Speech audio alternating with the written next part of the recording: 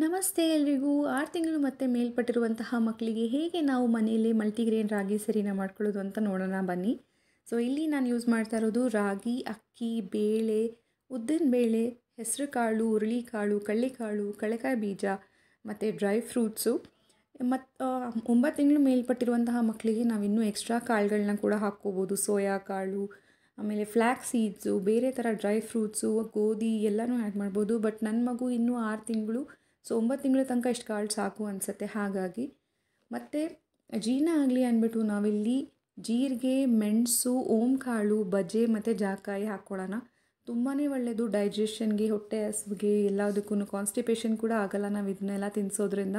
ಇದ್ರ ಜೊತೆಗೆ dry dates ಕೂಡ ಹಾಕೋದ್ರಲ್ಲಿ ತುಂಬಾ ಹೆಲ್ಪ್ ಆಗುತ್ತೆ ವೆಯ್ಟ್ ಗೇನ್ಗೆ. ಜಾಸ್ತಿ ಹಾಕಬೇಡಿ, ಯಾಕಂದರೆ ಮಿಲ್ಲಲ್ಲಿ ನಿಮಗೆ ಅದು ರಾಗಿನ ಮಾಡ್ಕೊಡಲ್ಲ ಅಂತ ಹೇಳಿಬಿಡ್ತಾರೆ. ಹಾಗಾಗಿ ಇದನ್ನೆಲ್ಲ ಮಾಡೋದಕ್ಕೂ ಮುಂಚೆ ನಾವು ಎಲ್ಲ ಕಾಳುಗಳನ್ನ ಕ್ಲೀನಾಗಿ ಆಯ್ಕೊಂಡು ಅದಾದಮೇಲೆ ಹುರ್ಕೊಳಕ್ಕೆ ಸ್ಟಾರ್ಟ್ ಮಾಡಬೇಕು.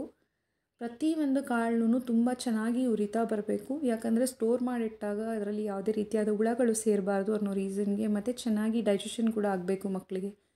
ಹಾಗಾಗಿ ಪ್ರತಿ ಕಾಳನ್ನು ಚೆನ್ನಾಗಿ ಹುರಿದು ಆರಿಸಿ ಅದಾದಮೇಲೆ ಡಬ್ಬದ ಒಳಗಡೆ ಹಾಕ್ಕೊಳ್ಳಿ, ಇಲ್ಲಾಂದರೆ ನೀರು ತುಂಬಿಡುತ್ತೆ, ಬಿಸಿ ಇರುತ್ತೆ ಅಲ್ವ. ಹಾಗಾಗಿ ಅದಾದಮೇಲೆ ಚೆನ್ನಾಗಿ ಹುರಿತಾ ಬಂದಾಗ ನಿಮಗೆ ಹೇಗೆ ಆಗಿದೆ ಅಂತ ತಿಳಿಬೇಕು ಅಂದರೆ ಇದನ್ನೆಲ್ಲ ಚೆನ್ನಾಗಿ ಹುರಿದು ಆಮೇಲೆ ನಾವು ತಟ್ಟೆಲಿ ಆರಿಸ್ತೀವಲ್ಲ, ಅದಾದಮೇಲೆ ಬಾಯಿಗೆ ಹಾಕ್ಕೊಂಡಾಗ ನಿಮಗೆ ಕಟ್ಟುಮ್ ಅಂತ ಒಂದು ಸೌಂಡ್ ಬರುತ್ತೆ, ಒಂದು ಕ್ರಿಸ್ಪಿನೆಸ್ ನಿಮಗೆ ಗೊತ್ತಾಗುತ್ತೆ.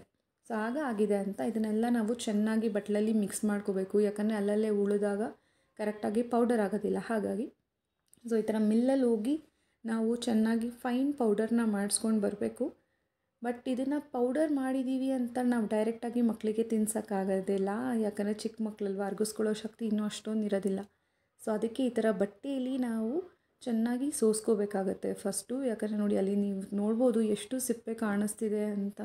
ಸೊ ಇದನ್ನೆಲ್ಲ ಡೈಜೆಷನ್ ಮಾಡ್ಕೊಳ್ಳೋದಕ್ಕೆ ತುಂಬಾ ಕಷ್ಟ ಆಗುತ್ತೆ ಎಳೆ ಮಕ್ಕಳಲ್ವ.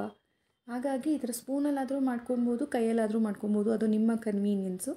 ಇದನ್ನೆಲ್ಲ ಒಂದು ಡಬ್ಬಕ್ಕೆ ಹಾಕ್ಕೊಂಡು ಸ್ಟೋರ್ ಮಾಡಿಟ್ಕೊಂಡು ದಿನ ಸರಿ ಮಾಡಿ ತಿನ್ನಿಸಿ. ತುಂಬಾ ಒಳ್ಳೆಯದು ಮಕ್ಕಳ ಒಂದು ಡೆವಲಪ್ಮೆಂಟ್ಗೆ, ವೆಯ್ಟ್ ಗೇನ್ಗೆ, ಬುದ್ಧಿ ಚುರುಕು ಕೂಡ ಆಗುತ್ತೆ ಕಾಳೆಲ್ಲ ಸೇರಿರೋದ್ರಿಂದ. ಸೊ ತುಂಬಾ ಹೆಲ್ಪ್ ಆಗುತ್ತೆ ರಾಗಿ ಸರಿ. ಎಲ್ಲ ಮಕ್ಕಳ ಫೇವ್ರೇಟ್ ಕೂಡ ಇದು, ತುಂಬ ಈಸಿಯಾಗಿ ತಿಂದ್ಬಿಡ್ತಾರೆ ಅಲ್ವಾ. ಹಾಗಾಗಿ ಈ ಥರ ತೆಳ್ಳಗೆ ಮಾಡಿಕೊಂಡು ಮಕ್ಕಳಿಗೆ ತಿನ್ನಿಸ್ತಾ ಬನ್ನಿ. ರೆಸಿಪಿ ಇಷ್ಟ ಆಗಿದ್ದರೆ ಲೈಕ್ ಮಾಡಿ, ಕಮೆಂಟ್ ಮಾಡಿ.